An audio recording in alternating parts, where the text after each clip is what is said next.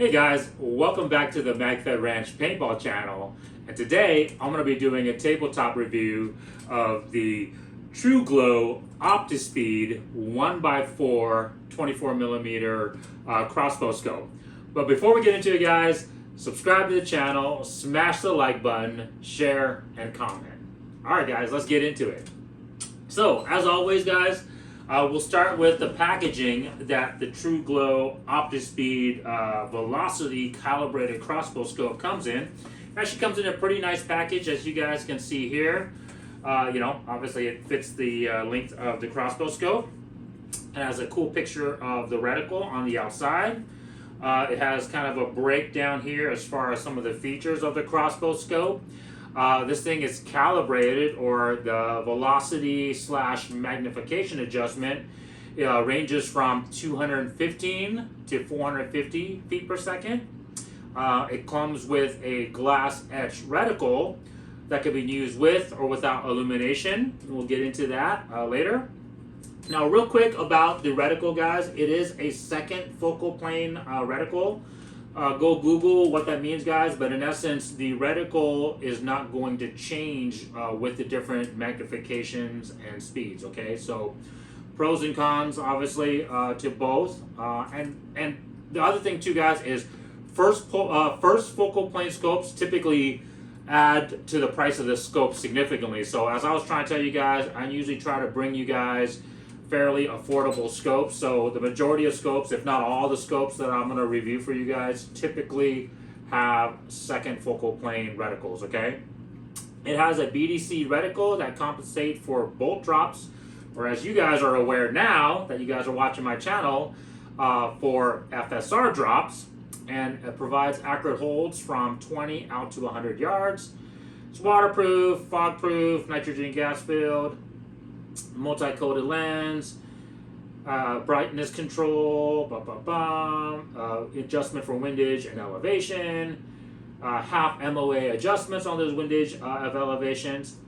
One thing it did come is with rings guys, but real quick, it did not come with this one-piece ring. I'll go into it here real quick, but look forward for a review of this scope ring specifically. But the Opti-Speed did come with its own set of rings, but they were separate. So it came with two rings, and they were just fixed screw mounts, okay? And it did come with the battery as well. Of course, it came with, inside the packaging, it comes with an owner's manual with instructions, wrapped in plastic, bam.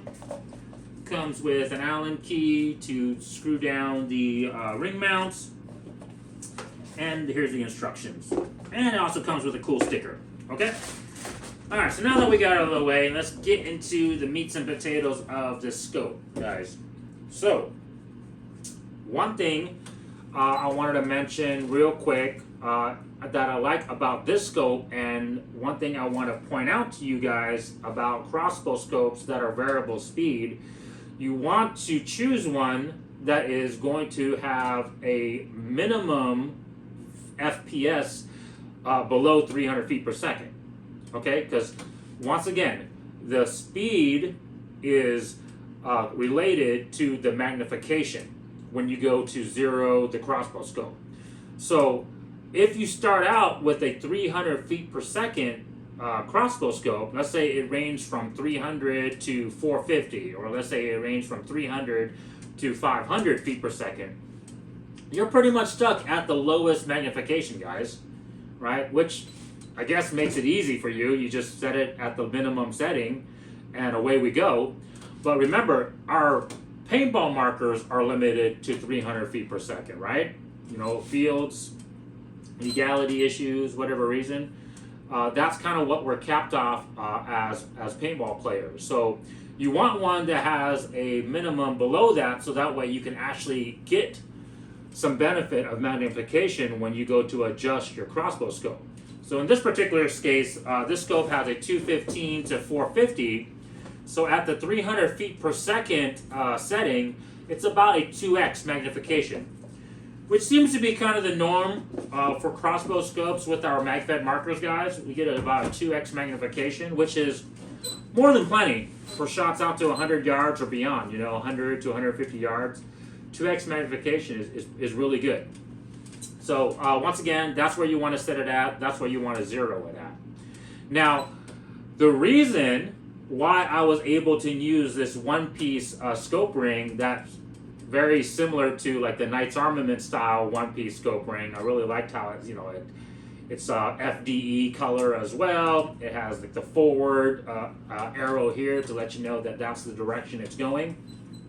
The reason why this scope is one of only maybe a few scopes that works with this scope ring is because the distance between the tubes here, okay, between the ring mounts here.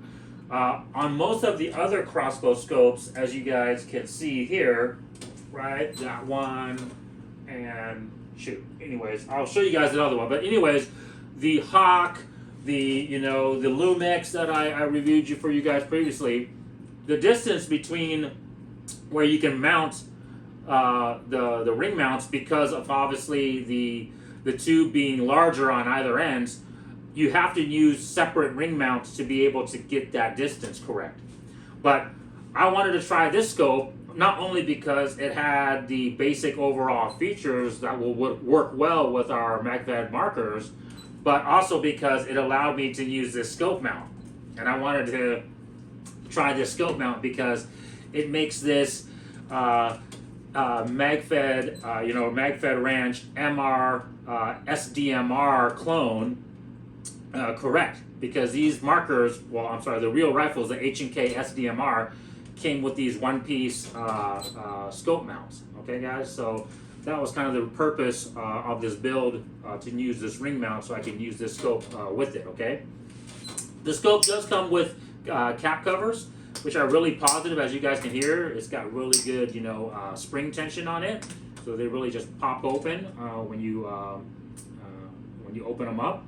And as you guys can see, obviously the ocular objective lens on the back is a lot bigger than the 24mm tube that the crossbow scope is rated on. And like I said, compared to the Hawk scope and the Lumix scope, it doesn't have a bigger tube out front, which allows us to use these scope rings, okay?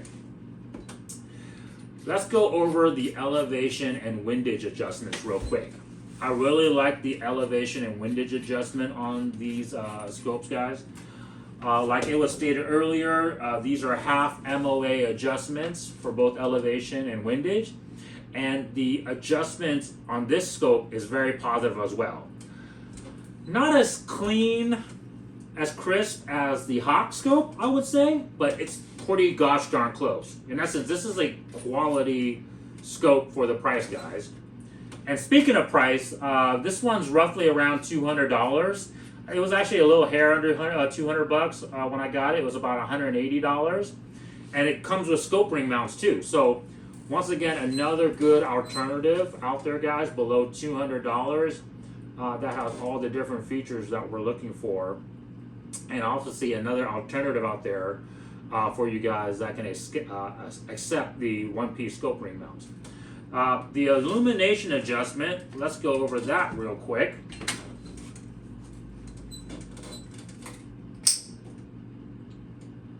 The illumination scope adjustment, once again, is not as clean and as crisp as turning as the Hawk scope, but definitely better, nowhere near as stiff and as mushy as the Lumix scope. The illumination, there are 11 settings, and at the brightest setting, it's pretty decent. And as you go down, there is definitely a difference in the brightness of the illumination. And by about 3 or 2, it's pretty dim. It's definitely in low light conditions, it's still there, but at 1, it's barely visible. So, but it's decent, guys, for the 11 different adjustments. Is pretty good. Let's talk about the reticle real quick. I actually really like the reticle on this scope. My only complaint with it is that the hold points for the different yardages is a little small.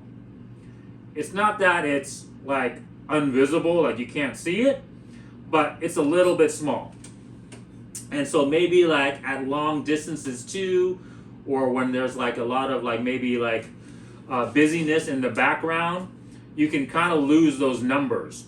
So it has a 20 crosshair, 30, 40, 50, 60, all the way out to 100. And then there's a line and then a point, like a chevron at the very end of the reticle. I'd be very curious to know at that point what at that distance that is. I don't know if that's at 110 or 120. And then of course at the very bottom, what that very bottom distance would that be? If that's like maybe that's 200 yards. That would be dope.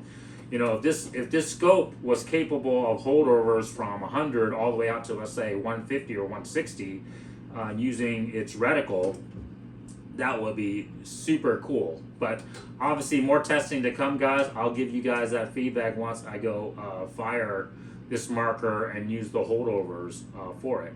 But yeah, very nice reticle. I really like it. Very, simple, easy to read. It's just the numbers, the 20, the 30, 40, 50, 60, so forth and so forth. The numbers are a little bit small. They're kind of hard to read. Speaking of the glass is good. Once again, it's not as good as the Hawk. The Hawk, out of all the scopes I reviewed so far, the Hawk by far has the clearest, cleanest glass. But this one is a good second versus the Lumix, for example. The Lumix glass wasn't as crystal clear. Like I said, none of these scopes are bad, guys. It's just, letting you guys know kind of the hair differences in prices and what you're benefiting from, okay? All right. Bam. Real quick, let's talk about eye relief.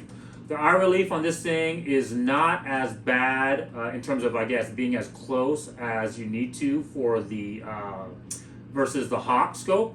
This one's about 3 inches. And so as you notice, my face is a little bit back compared to the Hawk scope, where the Hawk scope, I had to kind of go all the way forward. Now, the cool thing about this is this one has a decent range. I can go close and it still doesn't, I can still see the full sight picture for the most part. And I can go back, a half an inch to an inch and still see the full sight picture. So I think this would be a really good scope to not only be able to take that, long distance shot, but be able to use both eyes open, because you should be able to pick up the reticle really quick. Oh yeah, pick up the reticle fairly quick because the eye relief isn't as bad, okay? So that's another bonus. Okay. All right, what other features can we talk about here? The adjustment, like I was telling you guys here, for the magnification and velocity, it turns pretty good. It's solid. Once again, not as crisp as the Hawk scope, but decent.